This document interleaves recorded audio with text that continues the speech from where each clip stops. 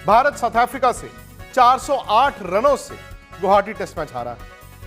नतीजा यह है कि भारत इस सीरीज में क्लीन स्वीप हो गया एक बार फिर। और जब आपको यह याद होगा कि पिछले साल न्यूजीलैंड भारत को 3-0 क्लीन स्वीप करके गया था, तो एक साल के बाद भारत की अपने घर पर यह दूसरी बड़ी हार है। आज सवाल बहुत ज्यादा है, सवाल थोड़े गंभीर भी हैं। खिलाड़ियों की गलती है, कोच की गलती है, सिलेक्टरों की गलती है, या फिर हमारी ही गलती है? क्योंकि हम तो उम्मीद लगा के बैठे हैं। ये सारे सवाल आज मैं उठाऊंगा। मेरे साथ सुनील गावस्कर साहब जुड़ने वाले हैं, और सबसे बड़ी बात यही है कि ये इतनी बड़ी हार का जिम्मेदार कौन है, जवाबदेही किसकी, किससे पूछें? घरेलू सीरीज में इतने प्रयोग आप करते हैं, आप ऑलराउंडर्स खिलाते हैं, एक खिलाड़ी 9 नंबर पर बैटिंग करता है और 6 ओवर डालता है, और वो टेस्ट क्रिकेट खेलता है। केएल राहुल, ऋषभ पंत, जायसवाल, इनसे उम्मीद थी, क्या इस सीरीज में वो उम्मीद पर खरा उतरे हैं? यह भी सवाल उठाया जाएगा। और टीम मैनेजमेंट यानी कि कोच गौतम गंभीर सीधा सीधा क्या 11 सही चुन रहे हैं? क्या अजीत अगरकर और गौतम गंभीर और कप्तान मिलके 16 सही चुन रहे हैं? क्या हमने विराट कोहली, रोहित शर्मा, अश्विन को वक्त से पहले विदाई तो नहीं दे दी? ये सारे सवाल आज उठाएंगे।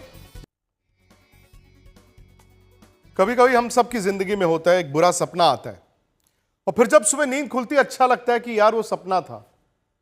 यहां ये बुरा सपना अब हकीकत में बदल गया सनी भाई। 2 साल में दूसरी बड़ी हार भारत घर पे, ये भी क्लीन स्वीप। मतलब जो ये कहा जाता था कि भारत का ये फोर्ट्रेस है, अपने घर पर भारत हार नहीं सकता, अगर आज भारत अपने घर पर हार रहा है तो क्या होगा टेस्ट क्रिकेट का?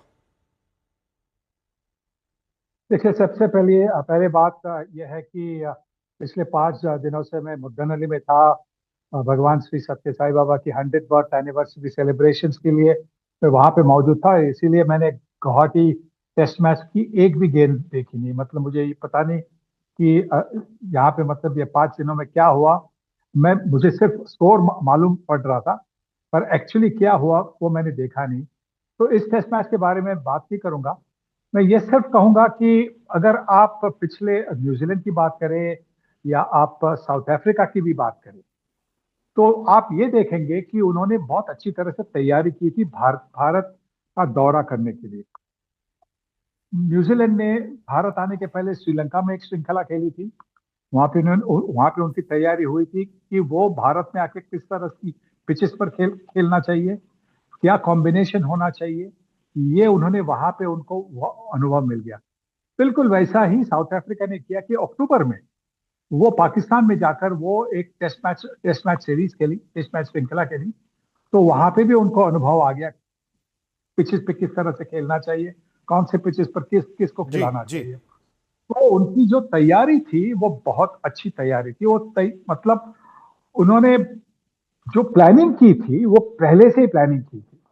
और अगर हमारी प्लानिंग देखें तो आपने देखा होगा कि वेस्ट इंडीज सीरीज के बाद में भारतीय टीम ऑस्ट्रेलिया चली गई सफेद बॉल की क्रिकेट खेलने के लिए। ये मुझे पता है कि ये बायलैटरल एग्रीमेंट में होता है। और भारतीय क्रिकेट की ये जो मैग्नेटिक पुल है कि वो सारी कंट्री चाहती है, खास करके इंग्लैंड और ऑस्ट्रेलिया, जो बाकी बारे में भारत को, भारतीय क्रिकेट को कभी क्रेडिट नहीं देगी, पर जब टेलीविजन का मामला होता है तो फिर भारतीय क्रिकेट को बुलाती रहती है।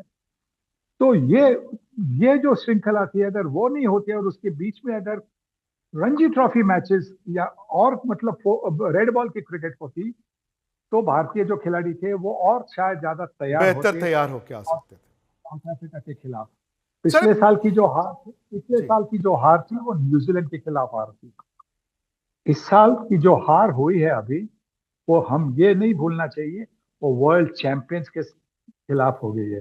मतलब वर्ल्ड चैंपियन ऐसे वैसे नहीं, वर्ल्ड चैंपियंस होते हैं क्योंकि उनमें वो काबिलियत होती है कि कठिन परिस्थिति में से बाहर निकलकर मैच जीते। जैसे उन्होंने वर्ल्ड टेस्ट चैंपियनशिप फाइनल में दिखा साउथ अफ्रीका में, तो उनकी तैयारी की प्रशंसा करनी चाहिए। सनी भाई, वो मैं बात आपकी समझ गया, वो बिल्कुल सही बात है, लेकिन ये भी है ना कि इससे पहले भी मतलब जो भारत में टेस्ट क्रिकेट होती थी तो आपकी टीम इधर उधर ट्रैवल कर रही होती थी, कभी वनडे के लिए, कभी T20 के लिए। अब आप मुझे बताइए कि क्या टैलेंट खत्म हो गया है? क्योंकि मैं आज कुछ खिलाड़ियों का नाम लूंगा, केएल राहुल, ऋषभ पंत, यशस्वी जायसवाल, बड़ी उम्मीद थी और ये है भी हैं, लेकिन ये पूरी सीरीज इनकी फ्लॉप रही। और फिर मुझे थोड़ी सी हैरानी होती है ये देख के कि भारत की टेस्ट टीम से सिर्फ एक खिलाड़ी नहीं है इस टीम में, वो है शुभमन गिल, साई सुदर्शन, नीतीश रेड्डी और ध्रुव जुरेल। यस, बैट्समैन इस 11 में खेल रहे हैं। तो हुआ क्या है सनी भाई, क्या वक्त से पहले हमने कह दिया tata bye bye Rohit Sharma Virat Kohli को कि जाइए जाइए आपकी जरूरत नहीं है, उन्होंने भी कहा ठीक है यार चले जाते हैं हाथ जोड़ के? नहीं, वो तो उन्होंने रिटायरमेंट जो ले ली तो वो मुझे लगता है कि वो उन्हीं का निर्णय होगा। शायद उनके कंधे पर शायद किसी ने हाथ हाथ लगाया होगा कि जरा आप आपके फ्यूचर के बारे में कंसिडर करिए, ये शायद हुआ होगा।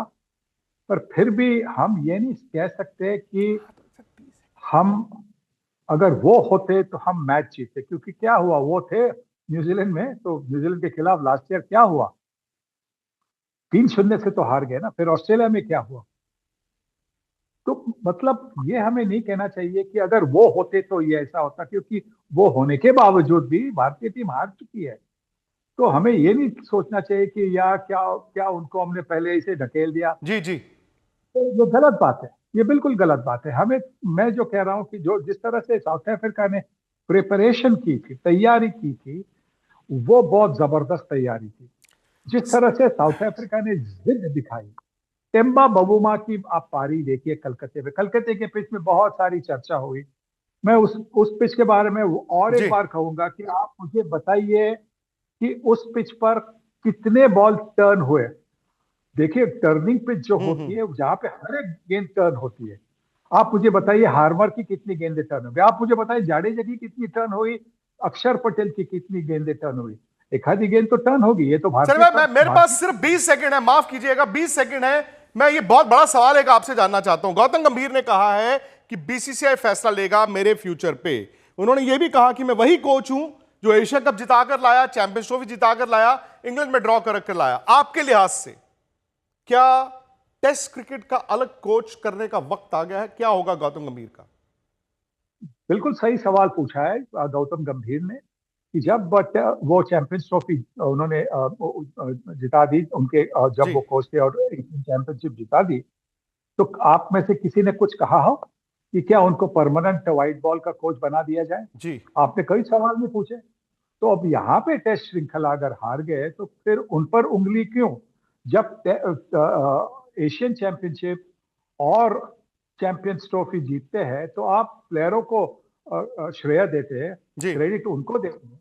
तो यहाँ पे जब टीम हारती है तो आप कोच को क्यों जिम्मेवार सो आपका लगाते हैं? ये कहना है कोच नहीं, जिम्मेदारी खिलाड़ियों की। बहुत शुक्रिया आपका सनी भाई।